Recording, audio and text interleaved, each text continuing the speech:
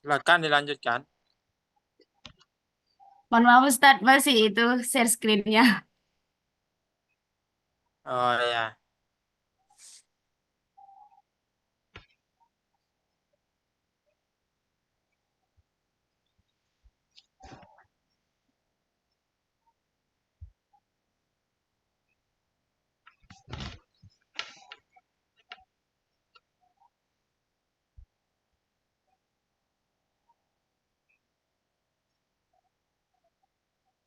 Yang pertama, pengertian kesempatan dan mutu pendidikan. Kesempatan berarti pemerataan. Kata pemerataan berarti proses, cara, dan perbuatan melakukan pemerataan.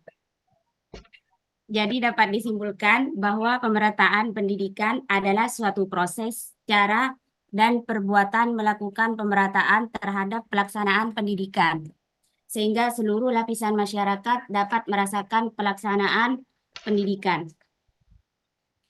Eh, Mutu pendidikan. Kata mutu di sini dalam Kamus Besar Bahasa Indonesia yaitu ukuran baik buruk suatu benda, kadar, taraf, atau derajat, atau kualitas. Berarti mutu sama halnya dengan memiliki kualitas dan bobot. Jadi pendidikan yang bermutu yaitu pelaksanaan pendidikan yang dapat menghasilkan tenaga profesional sesuai dengan kebutuhan negara dan bangsa pada saat ini.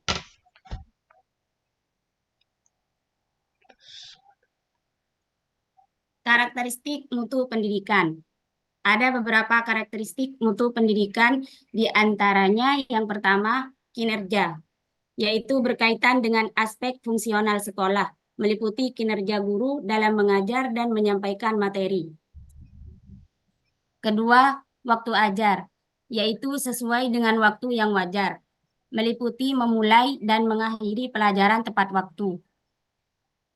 Ketiga, handal, yaitu usia pelayanan bertahan lama, meliputi pelayanan prima yang diberikan sekolah bertahan lama dari tahun ke tahun. Mutu sekolah tetap bertahan dan cenderung meningkat dari tahun ke tahun.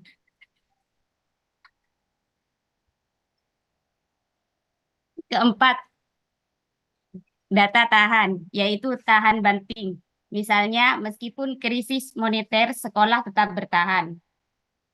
Terakhir, konsistensi, yaitu konstan dan stabil. Misalnya, mutu sekolah tidak turun dari dulu hingga sekarang.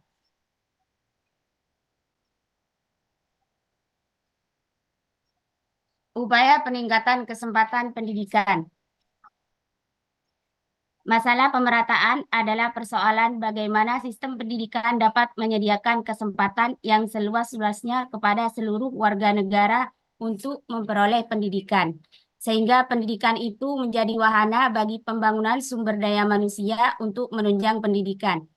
Masalah pemerataan pendidikan muncul apabila masih banyak warga negara, khususnya anak usia sekolah yang tidak dapat ditampung di dalam sistem atau lembaga pendidikan, karena kurangnya fasilitas pendidikan yang tersedia. Beberapa upaya yang dilakukan pemerintah untuk meningkatkan kesempatan pendidikan bagi warga negara, seperti membangun gedung sekolah, seperti SD Inpres, atau ruang belajar, menggunakan gedung sekolah untuk double shift, sistem bergantian pagi dan sore. Sistem PAMONG, pendidikan oleh masyarakat, orang tua, dan guru. Upaya peningkatan mutu pendidikan. Yang pertama, mengembangkan kemampuan tenaga pendidik. Kedua, menyempurnakan kurikulum. Ketiga, memperbaiki sarana dan prasarana. Sekian presentasi dari saya. Mohon maaf apabila ada kekurangan dan kelebihan. Assalamualaikum warahmatullahi wabarakatuh. Waalaikumsalam warahmatullahi wabarakatuh. Ini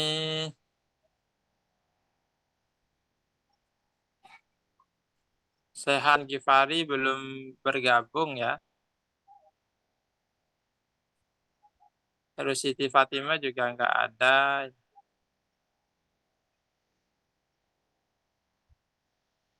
Mungkin kita langsungkan ke diskusi di materi ini aja dulu. Tentang mutu pendidikan dan kesempatan pendidikan. Silakan bagi teman-teman yang mau bertanya.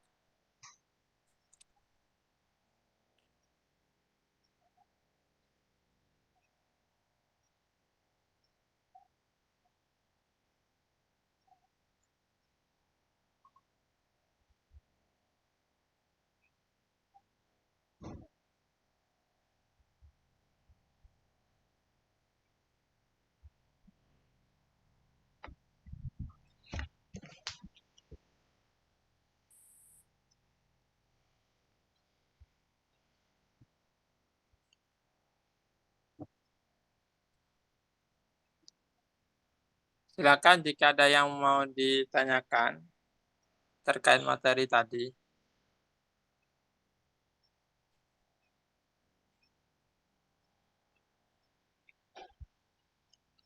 Saya mau tanya Ustaz, tapi di luar tema ini kayaknya Ustaz ya. Mau tanya mengenai apa Ustaz? Kurikulum pendidikan. Eh, lebih baik mana yang kurikulum pendidikan yang sekarang, yang sistem apa? Kurikulum merdeka dengan yang sistem KTSP itu Ustaz? Mungkin demikian pertanyaan Ustaz.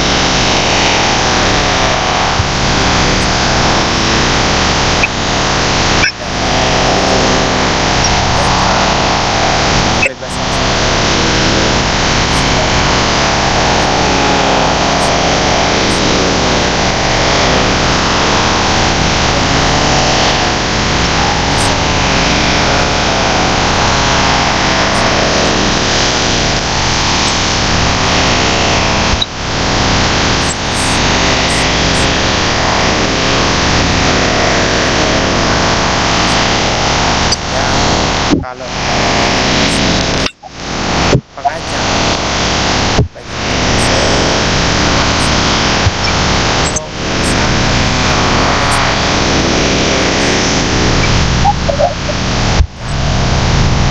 kalau kita melihat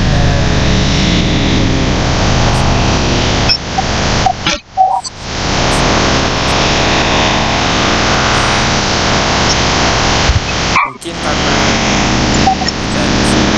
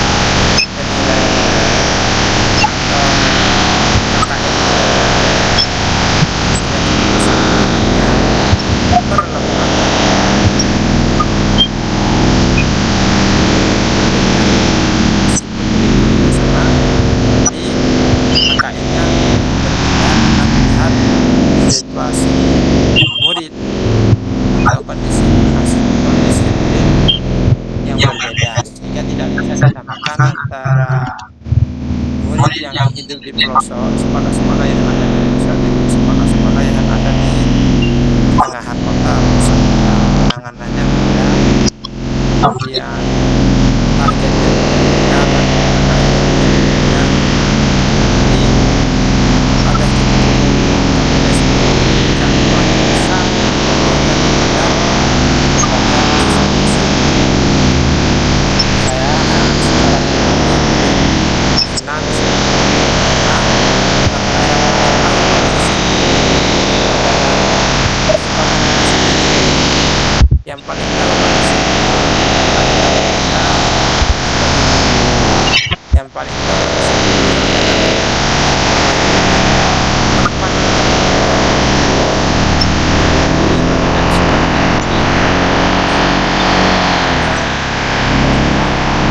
dari sekolah nanti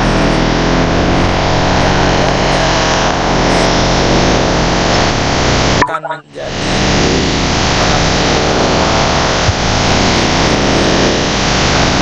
pembinaan saja standarisasi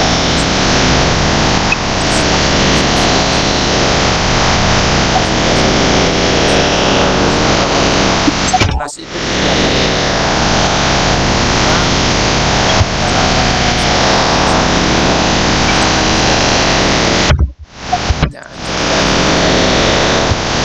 bagaimana memberikan standar di sana pada seluruh lembaga pendidikan di seluruh Indonesia. Pelayanannya masih berbeda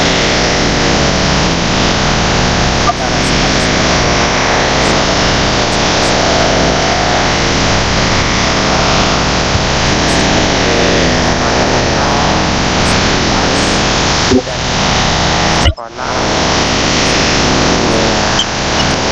itu tidak sama. Terlebih jika itu sekolah-sekolah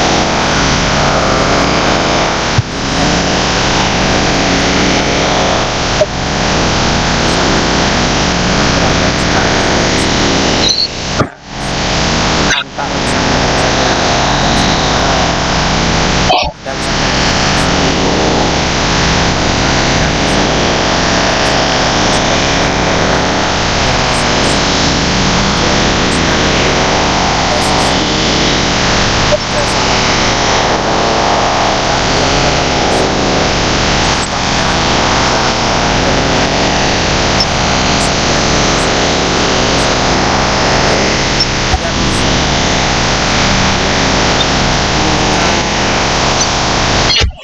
batasan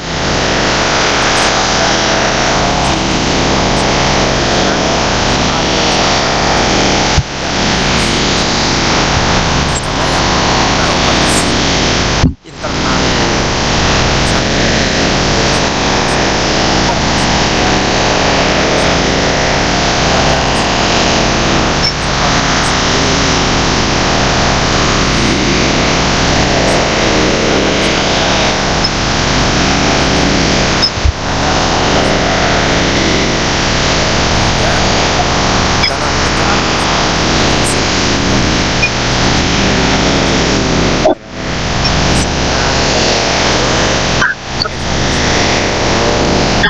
misalnya memberikan fasilitas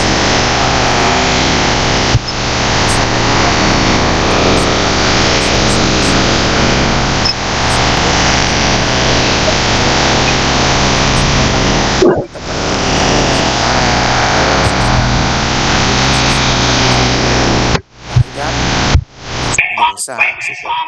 Ya, setelah kami dan beda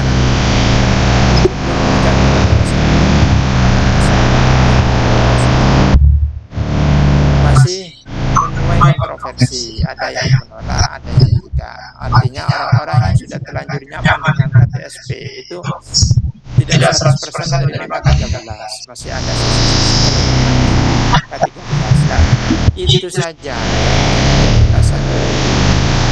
belum selesai. Kemudian disodorkan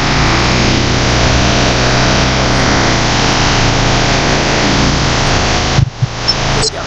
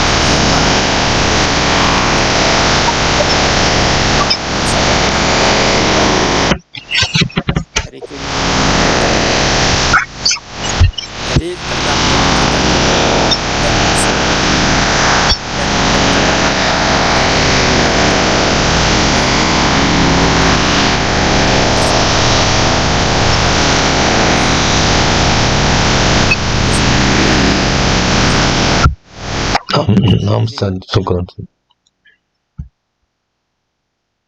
ngapunten Ustadz, izin bertanya. Iya, silakan. Ya, nah Ustadz, ini saya ingin bertanya mengenai bagaimana standar mutu dalam ilmu filsafat itu ditetapkan, baik dalam karya tulis maupun dalam konteks pembelajaran. Bagaimana itu Ustaz? Mohon dijelaskan. Ini presentatornya Siti Rahmawati menjawab. Ayo. Oh, baiklah.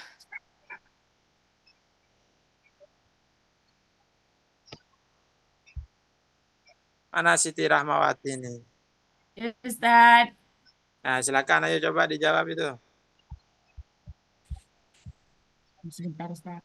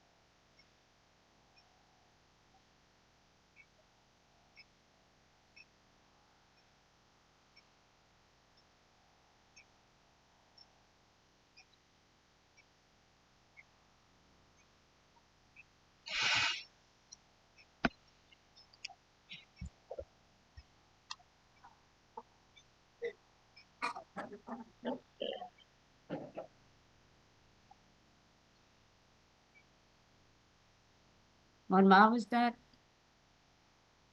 Ya, Saya kurang paham. coba diulang pertanyaannya gimana? Bukan nggak paham pertanyaannya, Ustaz. Siap Ustaz, saya ulangi. Ya, dalam ilmu filsafat itu bagaimana standar mutu dalam ilmu filsafat itu ditetapkan, baik dalam karya tulis maupun dalam konteks pembelajaran. Itu seperti apa Ustaz? Yang bagaimana? Dianggap mutu, dianggap kualitas itu seperti apa?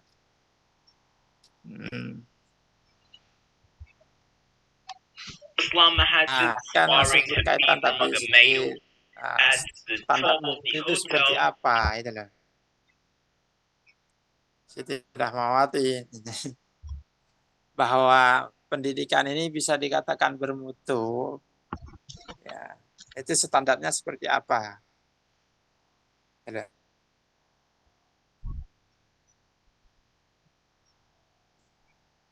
Paham Siti? Oke, Ustaz. Kalau menurut saya itu kalau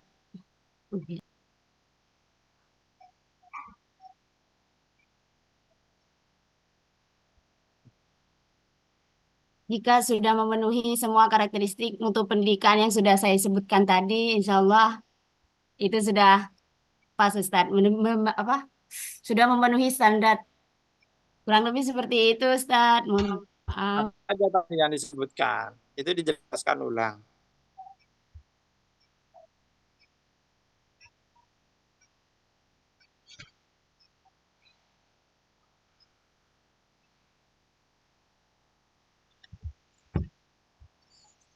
Memiliki kinerja yang baik, waktu ajarnya baik, terus handal Ustadz dalam pelayanannya.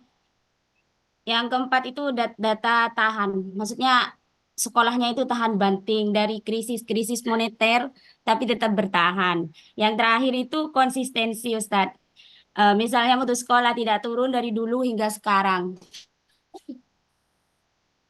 Lebih seperti itu Ustadz. Ya, intinya sekolahnya tahan banting ya. Oke Ustadz. Ya, biarpun ada gempa tetap bertahan lah. Nah, Bukan itu gitu termasuk dari Ustadz. mutu itu. Nah,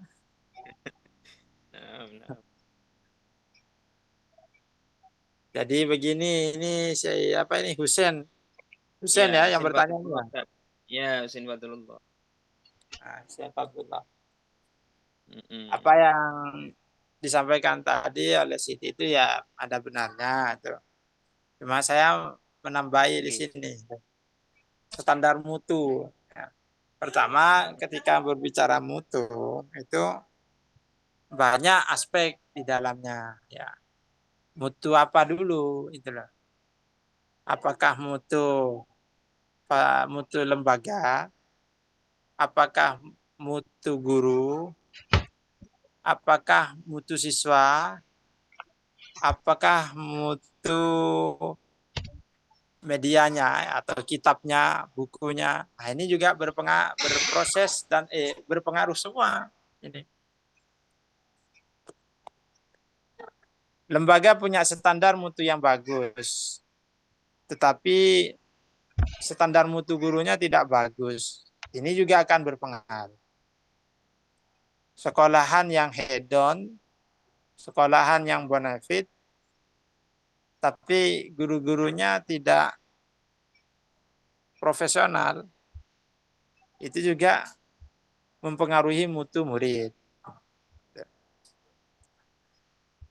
Sekolahan benefit, guru-gurunya profesional, tapi fasilitas media, termasuk kitab atau buku, itu kurang bermutu, juga menghambat prosesnya pendidikan. Nah, murid itu bermutu atau tidak, itu ada juga dua aspek. Aspek yang pertama, mutu itu bermurid karena korban dari pendidikan. Murid itu tidak bermutu karena korban dari pendidikan itu sendiri, karena sekolahnya yang ya katakan tidak memenuhi standar mutu, gurunya juga mungkin tidak memenuhi standar, sehingga muridnya ya juga tidak bisa maju dan berkembang. Itu korban. Ada murid itu standar mutunya rendah, bukan karena sekolahnya yang tidak benefit, tidak baik, bukan karena gurunya yang tidak bisa, tetapi memang ada masalah yang utama pada murid itu. Entah dari psikologinya, atau ada masalah-masalah yang lain pada murid itu. Nah, ini juga ada pengaruh. Jadi kalau berbicara mutu pendidikan secara umum, mutu pendidikan secara umum itu standarisasinya kalau menurut saya dua. Pertama dari aspek kognitif, ya. Yang kedua dari aspek psikomotorik. Aspek kognitif itu berbicara keilmuan. Kalau sudah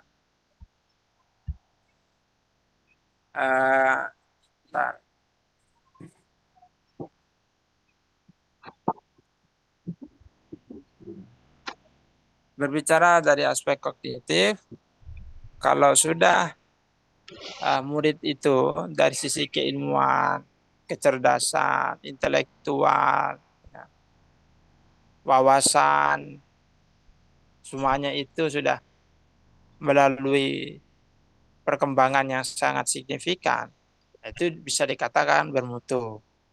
Bisa dilihat lulusannya sekolah ini rata-rata 80-90% itu lulusannya kemana? Gitu loh. Banyak jadi orang hebat kah? Banyak terjun di tempat-tempat yang bermanfaat kah? Posisi-posisi yang bermanfaat kah? Nah, ini juga jadi pertimbangan. Itu dari sisi kognitif. Ada dari sisi psikomotorik dalam pendidikan itu. Dari sisi psikomotorik ini, ya, bagaimana kecakapan murid, bagaimana karakter murid, membangun karakter yang cerdas dalam bersosial, jujur, adil, amanah, bisa dipercaya. Nah, bagaimana itu semua tercipta pada diri seorang murid di situ. Nah, dalam bahasa agama, akhlakul karimah, itu akhlak yang mulia. Ya. Jadi dua itu standarnya kalau dalam dunia pendidikan versi saya. Gitu. Satu dari sisi keilmuan, sisi intelektual. Kedua dari sisi akhlakul karimah, akhlak yang mulia itu. Dan akhlak yang mulia itu ya kalau dijabarkan luas dari adil, jujur, amanah, ya, toleransi, ya, dan yang lain-lainnya, segala yang berbentuk kebaikan itu. Itu kalau berbicara tentang standar mutu pendidikan di situ. Tapi kalau berbicara standar mutu lembaga sekolah, nah ini kan sekolahan atau lembaga itu setiap 5 tahun sekali diakreditasi oleh pemerintah. Tujuan diakreditasi itu oleh pemerintah untuk pemerintah juga biar bisa intervensi mana sekolahan yang benar-benar ada real nyata itu wujudnya sekolah atau sekolahan itu hanya sekolahan abal-abal secara legal terdaftar ke pemerintah tapi wujudnya nggak ada maka pemerintah melakukan intervensi di situ ke sekolahan-sekolahan itu namanya akreditasi dan itu setiap 5 tahun sekali sekolah wajib melapor ke pemerintah programnya apa saja kegiatannya apa saja yang sudah berjalan selama 5 tahun itu dan pemerintah nanti akan sidak ke lapangan. Nah, di situ asesor ya petugas yang berkaitan dengan akreditasi lapangan itu ya asesmen lapangan AL ya. Itu membawa standar-standarnya nanti. Misalnya sekolah. Sekolah itu standarnya mendapatkan nilai bangunan ya dari bangunan fasilitas lokal ya. Itu bisa mendapatkan nilai dari pemerintah 80 sampai 90 itu ada standarnya. Misalnya sekolah yang punya lahan parkir yang luas, ya beda dengan penilaiannya beda dengan sekolah yang tidak punya lahan parkir. Sekolahan yang toiletnya cuma 2 akan berbeda penilaiannya dengan sekolahan yang toiletnya banyak di situ. Nah, kemudian dari sisi kelas itu akan disesuaikan dengan jumlah murid, ukuran lebar kelas itu juga ada penilaiannya berapa kali berapa di situ. Kemudian dari sisi keindahan, keasrian, itu juga ada penilaiannya. Apakah di dalamnya ada tempat ibadah, ya, sholat, itu juga ada penilaiannya. Termasuk luas atau besarnya sekolahan itu, bangunan sekolahan itu juga ada penilaiannya masing-masing. Ini kalau berbicara standar mutu bangunan sekolah. Di situ. Kemudian nanti ada standar mutu siswa, ada standar mutu guru. Nah, itu nanti diuji semua apakah gurunya ini sudah profesional, apakah gurunya ini sudah melaksanakan tugas dan wajibnya, tupoksinya, tugas pokok dan fungsinya betul-betul maksimal, apakah hak murid itu sudah tersampaikan semua. Nah, hingga nanti dari hasil akreditasi itu akan memunculkan nilai pada lembaga tersebut. Nah, sekolahan ini berstandar A atau B atau C. Ketika sekolahan itu ada embel-embelnya sekolahan, misalnya sekolahan Cahaya Umat terakreditasi A. Jadi itu sangat baik sekali penilaiannya di pemerintah dan itu memicu kepercayaan masyarakat pada sekolah tersebut. Nah, ketika memicu kepercayaan masyarakat pada sekolah tersebut, tentunya itu juga percaya berani mengeluarkan uang lebih ya untuk menyekolahkan anaknya, ya, berani mengeluarkan biaya yang lebih mahal ke sekolahan tersebut karena sudah diberi nilai oleh pemerintah terbaik ya A. Di bawahnya ada B, di bawahnya B ada C. Nah, ini juga sebagai pemetaan dari pemerintah mana sekolahan yang sudah sangat bagus, mana yang masih perjuangan, butuh diperbaiki lagi standarnya C itu. Ke depan akreditasi itu sudah bukan penilaiannya A, B, C lagi, tetapi penilaiannya itu baik sekali. Bahkan yang akan terbaru ini, ya itu penilaian akreditasi itu cuma begini, sekolah ini terakreditasi atau tidak terakreditasi, cuma seperti itu. Jadi tidak ada nilai baik atau baik sekali itu. Nah, jadi seperti itu, Husen ya. Ya, nah Ustaz.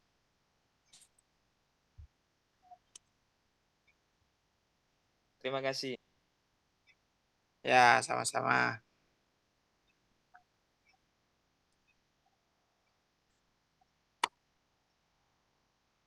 Apakah ada pertanyaan lain? Silakan.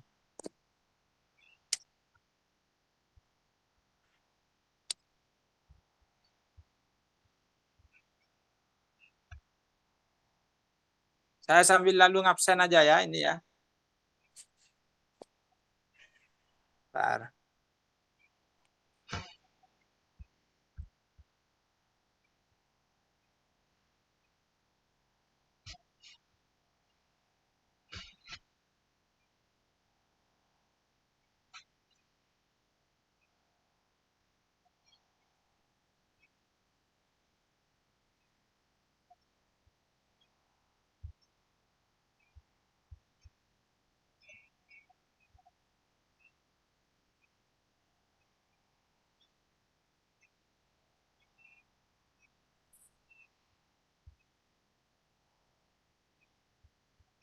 Abdul Rahman, Gina, Fatim, Gina Rizwan.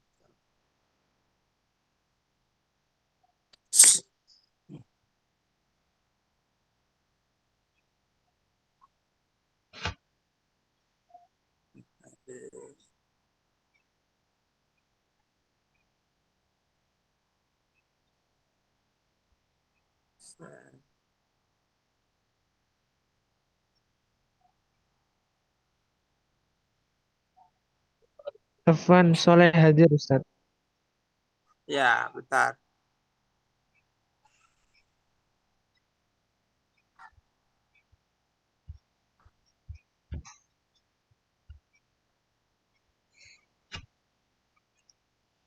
Pak Bianto hadir ya?